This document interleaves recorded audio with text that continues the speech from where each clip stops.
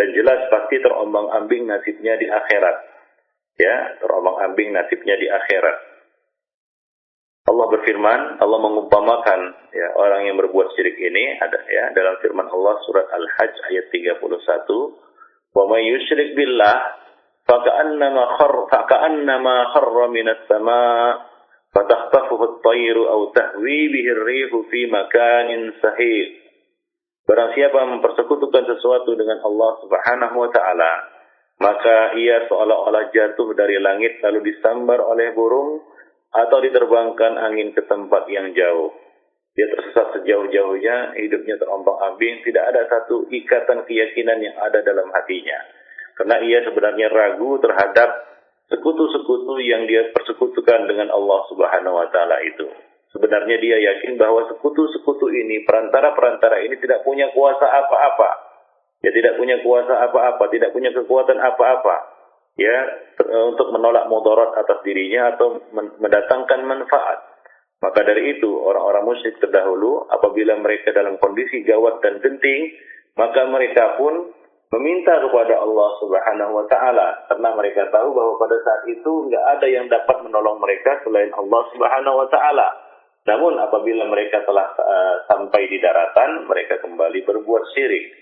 Mereka kembali berbuat syirik. Ini menunjukkan kepada kita bahwa orang-orang musyrik itu juga meyakini sebenarnya bahwa sekutu-sekutu itu tidak punya kuasa apa-apa. Maka hidup mereka terombang-ambing di dalam satu keraguan.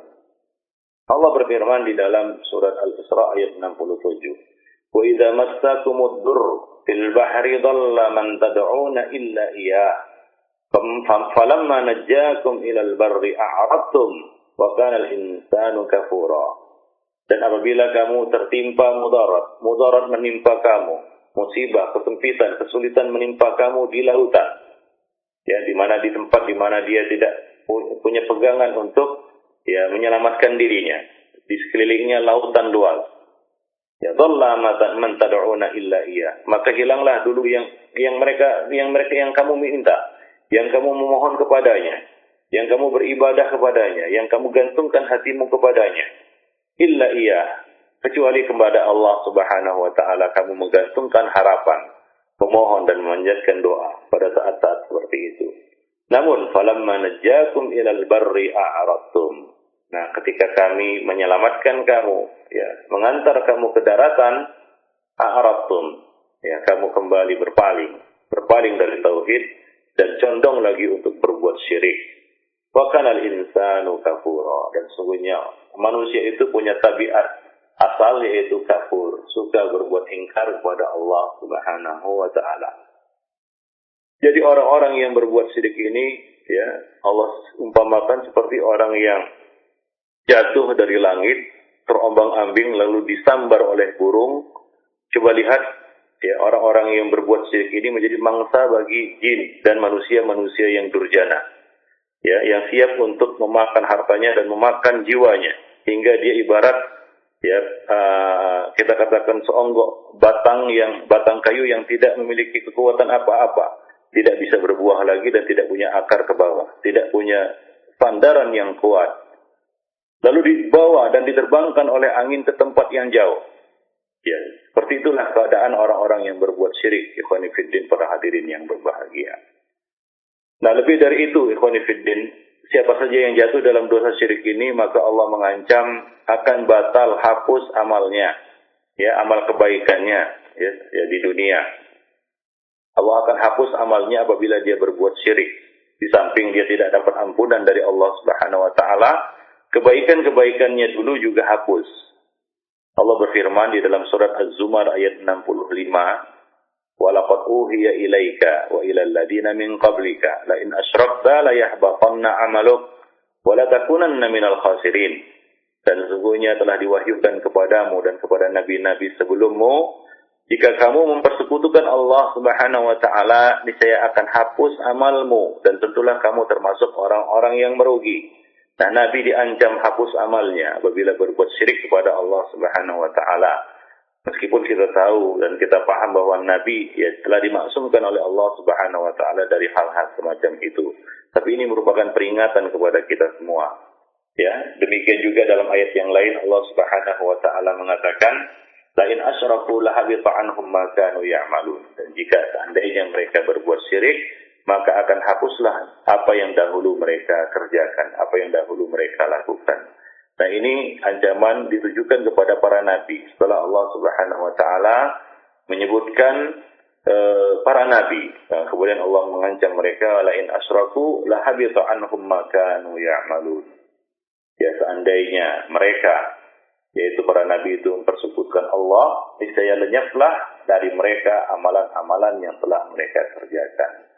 Dan ayat-ayat yang semakna dengan ini sangat banyak sebenarnya, ya, seperti dalam firman Allah Subhanahu wa taala, "Wa may yartadid minkum an dinihi fayamut wa huwa kafirun fa ulaika habitat a'maluhum fid dunya wal akhirah." Karena siapa yang murtad dari agamanya dari kalian lalu dia mati dalam keadaan kafir, maka mereka lah orang-orang yang telah hapus amalnya di dunia dan di akhirat. Demikian juga dalam surat At-Taubah ayat 17 Allah berfirman, "Maka lil musyrikina ayyamuru masajidallah syahidina ala anfusihim bil kufur ulaika habitat a'maluhum wa fin nari hum khalidun." Tidaklah pantas orang-orang musyrik itu memakmurkan masjid-masjid Allah sedang mereka mengakui bahwa mereka telah kafir. Itulah orang-orang yang sia-sia amalnya, habitat a'maluhum, hapus amal mereka, wa fin narihum khalidun, dan mereka kekal di dalam neraka. Demikian juga dalam surat Al-A'raf ayat 147 Allah Subhanahu wa taala berfirman, "Walladzina kadzdzabu biayatina wa liqa'il akhirah habitat a'maluhum hal yujzauna illa ma kanu ya'malun." Dan orang-orang yang mendustakan ayat-ayat kami dan mendustakan akan menemui akhirat, maka hapuslah amal perbuatan mereka dan mereka tidak diberi balasan selain dari apa yang telah mereka kerjakan. Demikian pula dalam ayat yang lain surat Al-Maidah ayat 5 Allah mengatakan, "Wa may yakfur bil iman faqad habita 'amaluhu wa huwa fil akhirati minal khasirin." Barang siapa yang kafir sudah beriman, maka hapuslah amalnya dan dia di akhirat termasuk orang-orang yang merugi. Nah, demikian sangat banyak ayat-ayat yang menjelaskan kepada kita bahwa amal perbuatan orang yang berbuat syirik ini akan hapus. Ya, akan dihapus oleh Allah Subhanahu wa taala. Demikian pula di dalam hadis-hadis Nabi sallallahu alaihi wasallam, beliau menyatakan juga hal yang sama. Nabi sallallahu alaihi wasallam bersabda dalam sebuah hadis, "Idza jama'a Allahu an-nasa yaumal qiyamah bi yaumin la raiba fi, nada munadin, man kana asyraka fi 'amalin amilahu lillahi ahadan falyatlub thawabahu min 'indih, fa inna Allaha aghnal aghniya 'anil syirk." Pada saat Allah mengumpulkan seluruh umat manusia dari generasi pertama sampai terakhir, di hari yang tidak ada keraguan lagi padanya, yaitu hari akhirat, maka berserulah seorang penyeru, "Barang siapa mengangkat makhluk sebagai sekutu bagi Allah dalam amalnya, maka mintalah pahala dari sekutunya itu, karena Allah Subhanahu wa taala Maha cukup dari membutuhkan sekutu-sekutu." Jadi Allah Subhanahu wa taala menyuruhnya untuk meminta pahala dari amal-amalnya itu kepada sekutu-sekutunya. Tentunya dia tidak akan mendapatkan apa-apa dari sekutu-sekutunya itu. Demikian ikhwan fillah para hadirin yang berbahagia. Dalam sebuah hadis, Rasulullah sallallahu alaihi wasallam juga telah menjelaskan kepada kita ya tentang besarnya dosa syirik ini. Dan Nabi sallallahu alaihi wasallam juga menyebutkan bahwa dosa syirik ini merupakan salah satu dosa yang akbarul kabair. Ya, Nabi mengatakan, "Ala unabbiukum bi akbaril kabair?" Qalu bala ya Rasulullah, qala al-isyraku billah. Nabi menyatakan, "Maukah kalian kuberitahu tentang dosa-dosa yang paling besar?" Mereka menjawab, "Tentu saja wahai Rasulullah." Maka Nabi menjawab, "Asyirku billah, al-isyraku billah." Berbuat syirik kepada Allah Subhanahu wa taala. Demikian pula Nabi juga pernah ditanya oleh Abdullah bin Mas'ud radhiyallahu anhu, "Dosa apakah yang paling besar di sisi Allah?" Maka beliau menjawab, "Antaja'ala lillahi niddan wa huwa khalaqak." Ya, yaitu engkau menjadikan bagi Allah Subhanahu wa taala sekutu Padahal dialah yang telah menciptakan engkau. Dialah yang telah menciptakanmu. Demikian ikhwan fillah. A'azzani Allah wa iyyakum jami'an. Baik. Maka dari itu ikhwan fillah, Rasulullah sallallahu alaihi wasallam berpesan kepada kita agar mempertahankan tauhid kita dan jangan sampai jatuh dalam perbuatan syirik. Ya, jangan sampai jatuh dalam perbuatan syirik. Meskipun kita harus dicacah-cacah atau dibakar, itu mendapat ancaman yang berat dan besar. Ya, dalam hadis Abu Darda radhiyallahu anhu, dia berkata, Rasulullah kekasihku telah berpesan kepadaku, la tusyrik billahi syai'an wa in qutti'ta aw hurrifta wa la tatruk salatan maktubatan muta'ammidan faman tarakaha muta'ammidan faqad bari'at minhu dhimmah wa la tashrabil khamr fa innaha miftahu kulli syarr. Janganlah engkau menyekutukan Allah Subhanahu wa taala, yaitu janganlah engkau berbuat syirik meskipun engkau harus dicacah-cacah atau dibakar. Ya, yaitu walaupun kita akan menerima risiko yang berat mempertahankan tauhid, mempertahankan tauhid kita merupakan suatu perkara yang agung yang harus kita lakukan, ya. Wa in hurrikta wa in qutti'ta aw hurrikta, walaupun engkau harus dicacah atau dibakar. Nah, dalam hal ini kita mendapat satu pelajaran dari umat terdahulu, yaitu seorang yang diancam, yang diperintahkan untuk mempersembahkan sesuatu kepada berhala. Hadis Lubab, hadis tentang lalat itu maka dia mengatakan aku tidak memiliki sesuatu untuk dipersembahkan maka orang-orang itu mengatakan, para penyembah berhala itu mengatakan, persembahkanlah walau seekor lalat. Maka dia mengatakan, aku tidak akan mempersembahkan sesuatu kepada selain Allah Subhanahu wa taala. Ya, maka dia pun dibunuh dan dia masuk surga. Ikhwan fillah, azani Allah wa iyyakum jami'an. Jadi kita harus mempertahankan tauhid kita dan menjauhkan diri dari perkara-perkara yang merupakan asyirku billah, perbuatan syirik pada Allah Subhanahu wa taala. Ikhwan fillah, azani Allah wa iyyakum jami'an. Pada masa sekarang ini di mana perbuatan syirik tersebar di tengah-tengah masyarakat, dan kita katakan musibah-musibah yang datang bertubi-tubi mendera negeri ini juga merupakan salah satu sebab tersebarnya dosa, merupakan salah satu akibat dari tersebarnya dosa-dosa syirik yang merata di negeri ini. Sebagian kaum muslimin tentunya jatuh dalam dosa ini karena dua hal. Karena dua sebab. Yang pertama sebabnya adalah mereka tidak tahu menahu apa itu syirik. Yaitu jahil. Apa itu syirik dia tidak tahu. Bahkan banyak kaum muslimin menganggap tauhid itu sebagai syirik, syirik itu sebagai tauhid. Ini musibah. Kenapa terjadi itu? Karena mereka tidak tahu menahu apa itu syirik. Apa itu syirik? Hingga mereka jatuh ke dalamnya. Seperti kata pepatah, jarang siapa yang tidak tahu. Faman lam ya'rifil khaira minasyarri yaqa'u fi. Karena siapa yang tidak mengetahui mana yang baik dan mana yang buruk, maka dikhawatirkan dia jatuh dalam keburukan itu. Ini sebab pertama. Sebab yang kedua adalah ikut-ikutan. Melatahi tradisi, mengikuti tradisi. Meskipun tradisi itu adalah tradisi yang berbau syirik atau jelas-jelas syiriknya. Ikhwan fillah, azani Allah wa iyyakum jami'an.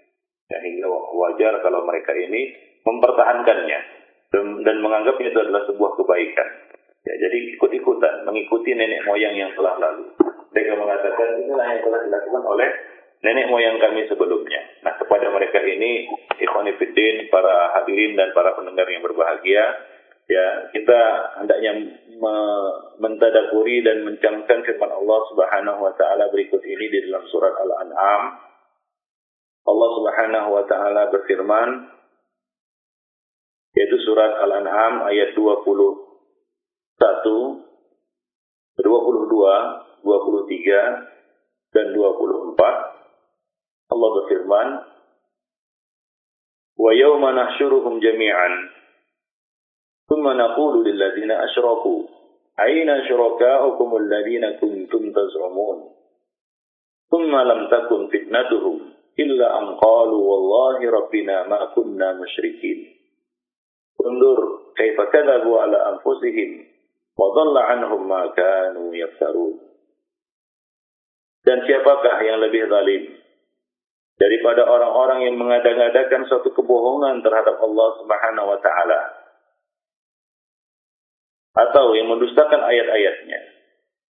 Sesungguhnya orang-orang yang zalim itu tidak beruntung.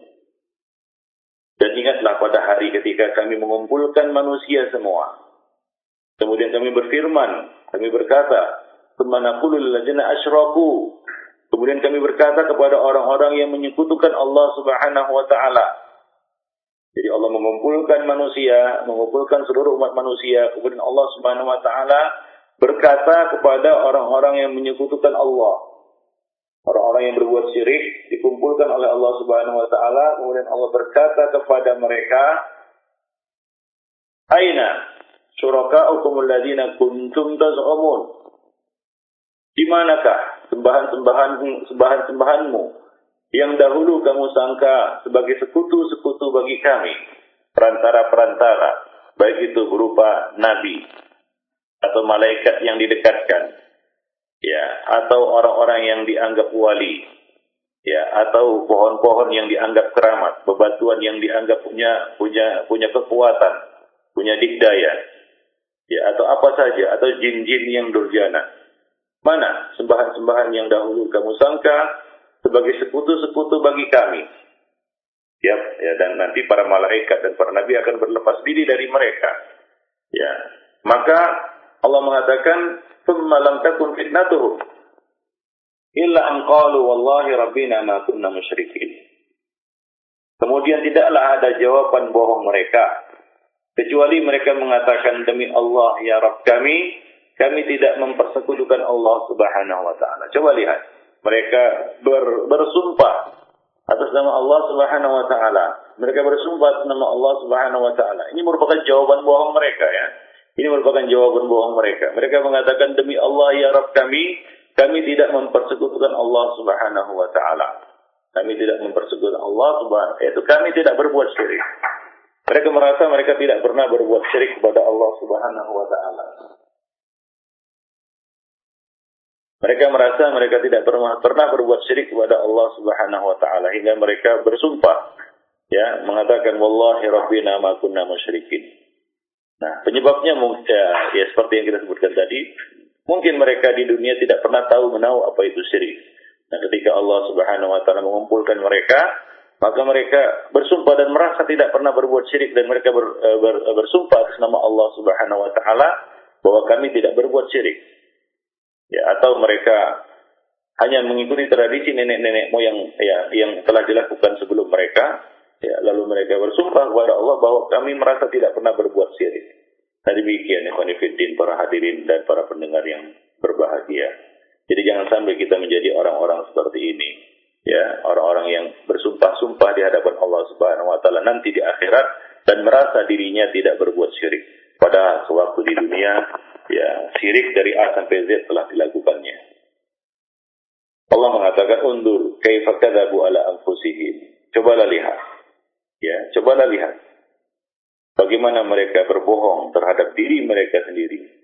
Ya, terhadap diri mereka sendiri. Wa dhalla 'anhum ma kanu yaftarun. Dan sembahan-sembahan yang mereka ada-adakan dahulu akan hilang dari mereka, akan pergi dari mereka. Nah, demikian ikhwan fillah, para hadirin yang berbahagia. Ya, ini merupakan peringatan kepada kita semua, ya, bahwa jangan sampai kita termasuk orang-orang yang seperti ini, ya, yang digolongkan oleh Allah Subhanahu wa taala sebagai pelaku syirik, sementara kita tidak merasa, dan di akhirat nanti kita protes dengan bersumpah di hadapan Allah Subhanahu wa taala, kami tidak berbuat syirik, ya, padahal mereka telah berbuat syirik dan jatuh dalam kubangan syirik itu. Ya, bahkan tidak ada satu bentuk kesyirikan pun melainkan mereka telah melakukannya. Ya, melakukan syirik dari A sampai Z, tapi tidak merasa. Ikhwan fillah, hadirin yang berbahagia. Maka dari itu kita harus belajar, ya, harus mempelajari, ya, harus memahami apa itu syirik, apa bentuk-bentuknya, ya, apa macam-macamnya, apa jenis-jenisnya. Ya, itu semua agar kita tidak jatuh dalam perkara-perkara yang dilarang oleh Allah Subhanahu wa taala tersebut. Nah, demikianlah ikhwan fillah, azani Allah wa iyyakum jami'an. Dosa besar yang pertama yaitu asyirku billah, berbuat syirik kepada